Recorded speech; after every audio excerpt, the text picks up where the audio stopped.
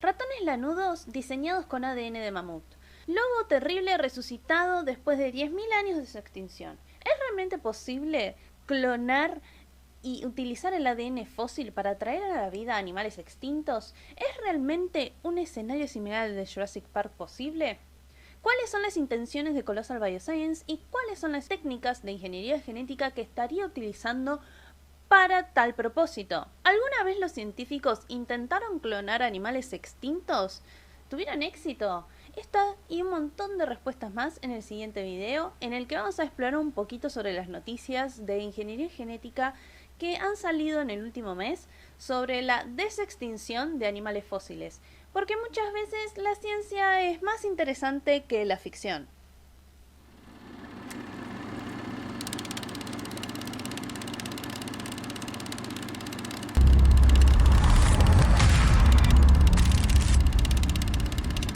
Hola, aficionados de la paleontología, amantes de la ciencia ficción que les interesan las historias que involucran manipulación genética y partidarios de la teoría del caos. Yo soy Flor Filippini, soy doctora en ciencias aplicadas y les voy a explicar un poquito toda la ciencia detrás de lo que parecería ser una historia de ciencia ficción en la que se reviven o resucitan animales extintos utilizando ingeniería genética. Empezando primeramente con la primera noticia presentada por Colossal Bioscience, que es una empresa de biotecnología estadounidense que se encuentra en Texas, fundada en 2021, presentó a estos ratoncitos lanudos a mediados de marzo. Y como pueden ver, se distinguen de los otros tipos de ratones porque tienen un pelaje más denso, de distinto color, con una distinta textura, y de ahí que se los llamara ratones lanudos, porque, según las noticias, habían utilizado genes de mamut para modificar el ADN del ratón y que tuviera las características externas que uno reconoce en un mamut lanudo. El mamut lanudo o Mammutus primigenius es una especie de mamífero proboscis extinto de la familia Elephantidae que se caracterizaba por su denso pelaje y sus colmillos recurvados. Poseía un rango de tamaño similar al del elefante africano, aunque preferiría vivir en zonas heladas y en particular todo lo que es Norteamérica, Europa y Siberia. Se caracterizó por ser una especie que convivía con los primeros humanos, de hecho estos le daban caza y se alimentaban de él, y es uno de los animales de la megafauna más estudiados por la ciencia, ya que no solo se conocen su esqueleto, sino que también hay restos momificados extraídos del permafrost siberiano. En particular, esta especie se extingue hacia fines del Pleistoceno, en lo que es hace aproximadamente 10.000 años en las zonas continentales, siendo que en islas árticas se han encontrado restos de que esta especie sobrevivió un par de miles de años más, siendo la edad más reciente de 4.000 años. Esto quiere decir que al momento en que se construyeron las pirámides en Egipto, todavía existían los mamuts lanudos. Pero ¿por qué entonces recrear las características de un mamut en un ratón? ¿Cuál es el objetivo en realidad de experimentar con la genética de los ratones? Y todo esto lo explica conjuntamente en el trabajo presentado una vez que se hizo la publicación en prensa de estos ratoncitos, que explican los pasos que realizaron los científicos de este proyecto, que involucraba justamente recrear el fenotipo del mamut. El fenotipo son las características externas que se dan por la expresión de los genes. Particularmente lo que se buscaba era justamente recrear aquellas características que nosotros sabemos poseían los mamuts, como su pelaje distintivo o una capa de grasa subcutánea que les permitía obviamente soportar los fríos de las zonas heladas en las que ellos vivían. ¿Cuál es el objetivo de Colossal? Justamente resucitar al fenotipo del mamut. Es decir, no van a resucitar un mamut utilizando su ADN que se conoce, ya que hay animales fósiles momificados de mamut de los cuales se pudieron extraer muestras de tejido y obtener su ADN, sino más bien modificar a un animal ya existente para que tenga las mismas características que un mamut. En este caso, lo que busca es, finalmente, modificar genéticamente a el elefante asiático, que es Elephas maximus, justamente es la especie de elefante que está más cercanamente emparentada con los mamuts, para modificar justamente las mismas características que hicieron con estos ratoncitos, es decir, darle un pelaje, una concentración adiposa subcutánea similar a lo que tenía el mamut, para obtener justamente un mamut. Pero técnicamente no sería la misma especie, sino que sería un elefante asiático modificado. ¿Y cómo realizan o cuál es la metodología que se utiliza para editar genes? Pues una técnica muy conocida que se llama CRISPR-Cas9. El CRISPR-Cas9 es un tipo de metodología de edición genética que originalmente se descubrió realizan las bacterias de manera natural para justamente combatir los virus. Este tipo de edición lo que hace justamente es utilizar una enzima que se conoce como Cas9, que es básicamente las tijeras de la edición genética, que se le adosa una ARN guía y la secuencia de ADN que se quiere agregar. El ARN guía le dice a la enzima cuál sección o qué zona de la sección tiene que cortar del ADN y luego se agrega justamente la sección introducida de ADN a toda la secuencia genética, y los mecanismos de reparación genética naturales de las células se encargan de que quede todo integrado en la secuencia y que no haya errores. Es una forma eficiente y barata de modificar las secuencias genómicas y se ha utilizado en la ciencia hace años, sobre todo para lo que son las ciencias médicas, ya que se pueden tratar enfermedades hereditarias al suprimir genes y evitar que se expresen, o incluso en el tratamiento de el cáncer para originar células que pueden combatir ese cáncer. También se ha utilizado en todo lo que es la agronomía, ya que se pueden producir cultivos o plantas más resistentes a ciertos virus, e incluso animales de granja sean más resistentes a ciertos virus, o erradicar ciertas enfermedades también que se originan en los animales de granja. Entonces, sabiendo qué genes puedo modificar, le puedo decir a la secuencia genética que se expresen de una o cual manera. Esto después no se sabe qué consecuencias trae en el animal, ya que una vez que probé modificar ciertas estructuras de la secuencia genética, debo esperar que ese animal termine su desarrollo y crezca para ver si tiene algún otro tipo de consecuencias, porque muchos genes no están implicados únicamente en una sola expresión, sino que pueden estar relacionados con la expresión o la inexpresión de otras partes del ADN, y solamente uno puede averiguar eso cuando justamente se termina de desarrollar el animal o básicamente vive.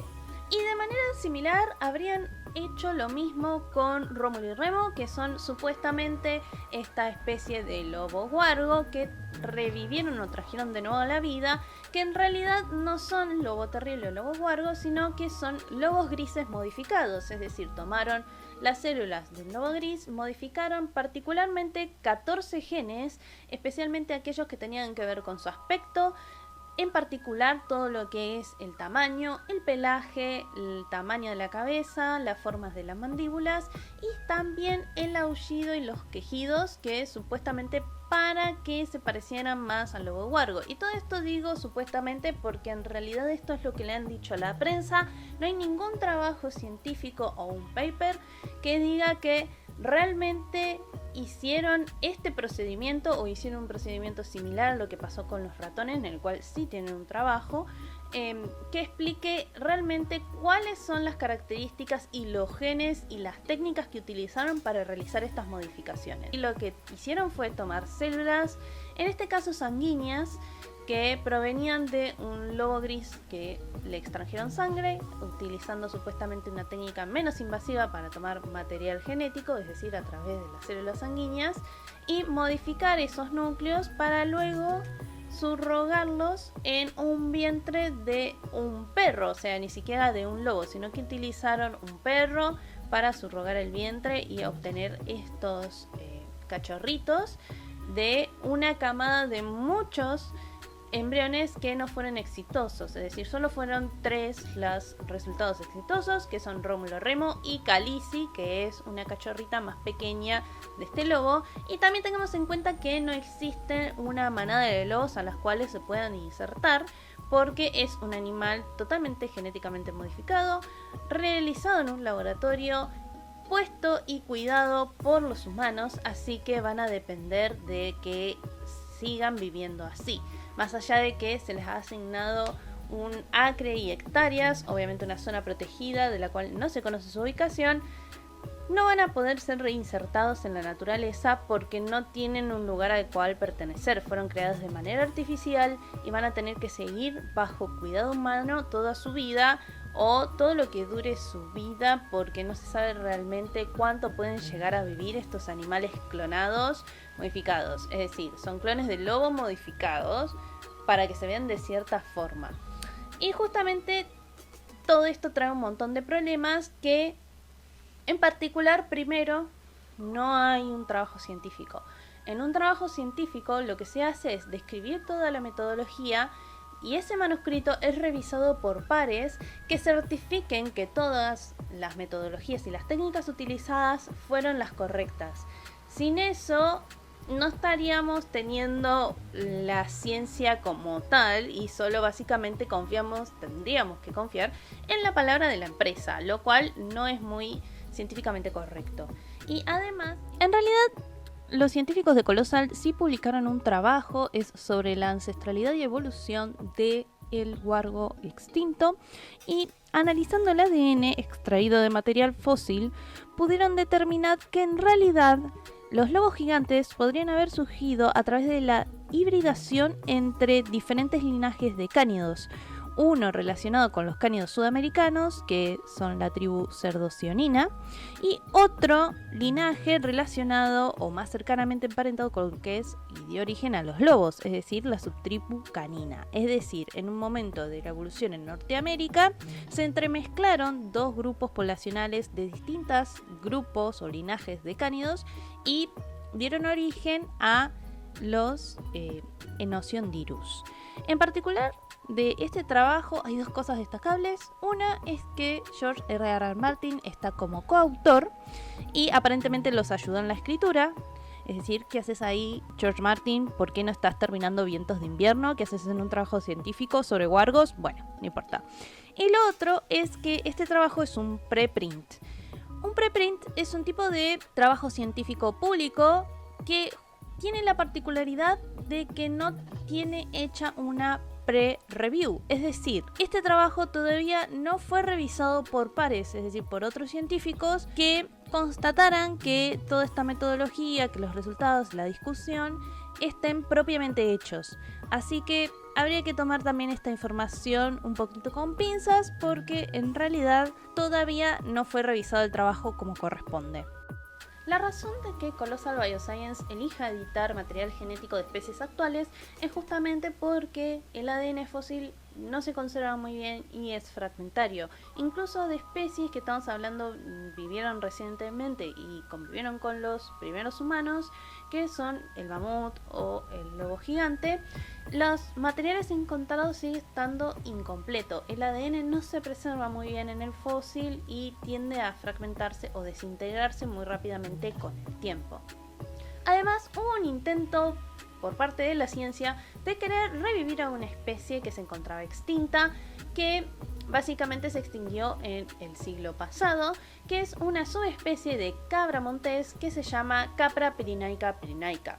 Este tipo de cabra montés era muy conocida en lo que es Europa porque se la cazaba mucho por su cornamenta, ya que los machos tenían una cornamenta muy robusta y llamativa, lo que los hacía un gran premio de caza. Esto produjo una reducción de población de manera tal que ya para los años 70 solo quedaban 50 individuos en estado salvaje en lo que es las zonas de España, y ya para los años 90 se había reducido ya toda la población, estando en un estado crítico de conservación. De hecho, la última cabra de esta subespecie se muere en el año 2000 y se la llamaba Celia, y de hecho antes de que falleciera le habían extraído células, óvulos, para poder conservar el ADN de este animal y posiblemente poder clonarla y reinsertar a esta subespecie a la naturaleza. Entonces, al principio de los 2000 las instituciones en España lograron el financiamiento para poder clonar y revivir a esta especie extinta, y justamente lograron en 2 series, la segunda serie de embriones, que era exitosa, es decir, podían generar embriones de ADN de esta subespecie de cabra a través de las células que había dejado Celia, y poder generar embriones que podrían ser implantados en una cabra receptora, que eran híbridas, es decir, una mezcla entre cabra doméstica y cabra montés, que recepcionaban esos embriones. Y la única gestación que fue exitosa fue una sola de 154 embriones, y que justamente a las pocas horas de nacer por cesárea muere por fallas respiratorias. Así que la Capra pirinaica es la única especie que se extinguió 2 veces en la historia. Y es por eso mismo, porque es muy difícil revivir especies extintas, y menos aquellas que no tienen un ADN incompleto, es que Colossal Bioscience optó en realidad por revivir los fenotipos de esos animales que existieron en el pasado. Es decir, lo que busca es modificar genéticamente ADN de especies existentes para que tengan esas características y crear el mismo morfotipo de animal que alguna vez existió. Y es por eso que utilizarían elefantes asiáticos para el mamut lanudo y utilizan lobos grises para revivir al lobo huargo. De manera similar procederían con otros proyectos que también se encuentran actualmente activos. Uno es el dodo, en el cual utilizarían la paloma de Nicobar, y el otro es el tigre de Tasmania, en el cual utilizarían ADN de el demonio de Tasmania, que es el marsupial más cercanamente emparentado. Y aunque en el caso del dodo y el tilacino podríamos decir que su desaparición reciente es intervención directa por la caza del ser humano, es más difícil querer justificar querer desextinguir animales como el mamut o el lobo huargo, cuyos ambientes desaparecieron con ellos hace 10.000 años. Y aunque una de las hipótesis más fuertes en cuanto a la extinción de la fauna del Pleistoceno es que justamente los humanos le dimos caza a muchos animales de la megafauna y eso llevó a la extinción de muchas de estas especies, los ambientes ya tampoco existen. Colossal justifica que reinsertar este tipo de animales ayudaría a recuperar esos ecosistemas perdidos. Sin embargo, ¿cuál sería el sentido de eso? ¿O por qué priorizar revivir ecosistemas que ya no existen en vez de tratar de conservar y preservar ecosistemas y especies que existen en la actualidad y que justamente están en peligro también por causa de la intervención humana en el planeta? Pero Colossal no va a quedarse en estos 4 proyectos nomás, sino que también propone o plantea que a largo plazo va a haber muchos más proyectos sobre desextinción de animales que ya no existen. De hecho, básicamente toda la fauna del Pleistoceno. De hecho, quiere iniciar otros proyectos como el de megaloceros o el alce gigante, el del alca gigante, el de los moas, el de los guepardo americanos, los tigres dientes de sable, los perezosos gigantes, la vaca marina de Steller y rinocerontes lanudos, y así un montón de animales más. Es decir, todos básicamente especies icónicas o características de lo que fueron las faunas del Pleistoceno, y no existen más, cabe aclarar. Es decir, todos estos ecosistemas ya no existen. Una vez que se extinguieron todo lo que se conoce como justamente la megafauna de mamíferos del Pleistoceno, esos nichos quedaron vacíos y fueron ocupados por otros animales que, bueno, conocemos en la actualidad, ¿no?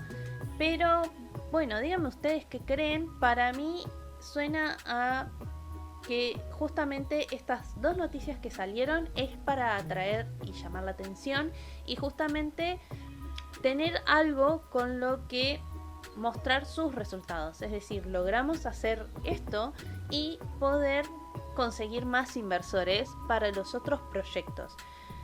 En teoría también trabajan en conjunto. Todo el dinero que va a estos grandes proyectos están asociados en conjunto con proyectos de conservación. Su página es muy extensa y habla en detalle de todos los proyectos, pero bueno, han decidido manejarse de cierta forma en todo lo que es la prensa. lo cual es algo bastante a criticar, sobre todo en la parte que no es científicamente correcta, como por ejemplo les hablé al principio del video, que involucra por ejemplo la transparencia de los análisis y de todas las metodologías utilizadas por esta empresa. Así que díganme ustedes qué piensan sobre todo esto. Yo creo que es evidente que no estamos más cerca de un escenario como el de Jurassic Park y más bien estamos más cerca de un escenario similar al de Gattaca, que es una gran película también. También me pueden poner en comentarios qué otra película hay similar a justamente ciencia ficción que trate sobre lo que es biotecnología y manipulación genética que sale mal, porque obviamente siempre tenemos una lección para aprender, a pesar de que hay como varias franquicias y videojuegos que digan que experimentar con el ADN de animales siempre está mal y que la vida encuentra su camino y no tenemos que jugar a ser Dios. Y como dice Ian Malcolm, se preocuparon tanto en si podían hacerlo que no pensaron en si debían hacerlo. Así que bueno, díganme ustedes qué les parece todo eso. Si les gustó la información, les gustó este video, denle like, suscríbanse, síganme, no solo acá en YouTube, sino también en mi Instagram y en mi TikTok, que ahí hago otro tipo también de contenido. Si tienen sugerencia de contenido, también me lo pueden dejar ahí. Y nos vemos la próxima explicación. Bye.